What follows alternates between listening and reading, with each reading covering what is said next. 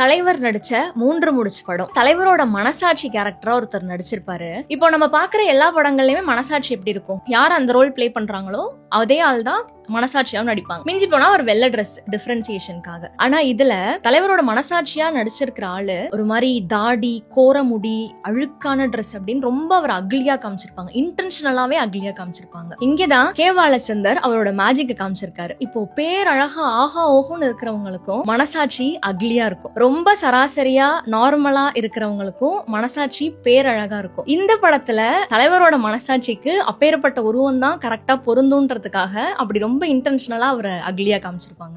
தலைவர் நடிச்ச 3 முடிச்சு படம். தலைவரோட மனசாட்சி கேரக்டரா ஒருத்தர் நடிச்சிருப்பாரு. இப்போ நம்ம பாக்குற எல்லா படங்கள்லயுமே மனசாட்சி எப்படி இருக்கும்? யார் அந்த ரோல் பிளே பண்றாங்களோ அதே ஆள் தான் மனசாட்சியாவும் நடிப்பாங்க. மிஞ்சி போனா ஒரு வெள்ளை ட்ரெஸ் டிஃபரன்சியேஷனுக்காக. ஆனா இதுல தலைவரோட மனசாட்சியா நடிச்சிருக்கிற ஆளு ஒரு மாதிரி தாடி, கோரமுடி, அழுக்கான ட்ரெஸ் அப்படின்னு ரொம்ப அவர் அக்லியா காமிச்சிருப்பாங்க. இன்டென்ஷனலாவே அக்லியா காமிச்சிருப்பாங்க. இங்கதான் கே பாலச்சந்தர் அவரோட மேஜிக் காமிச்சிருக்காரு. இப்போ பேர் அழகா ஆஹா ஓஹோன்னு இருக்கிறவங்களுக்கும் மனசாட்சி அக்லியா இருக்கும். ரொம்ப சராசரியா நார்மலா இருக்கிறவங்களுக்கும் மனசாட்சி பேரழகா இருக்கும். இந்த படத்துல தலைவரோட மனசாட்சிக்கு அப்பேற்பட்ட உருவம் தான் கரெக்டா பொருந்துன்றதுக்காக அப்படி ரொம்ப இன்டென்ஷனலா அவரை அக்லியா காமிச்சிருப்பாங்க.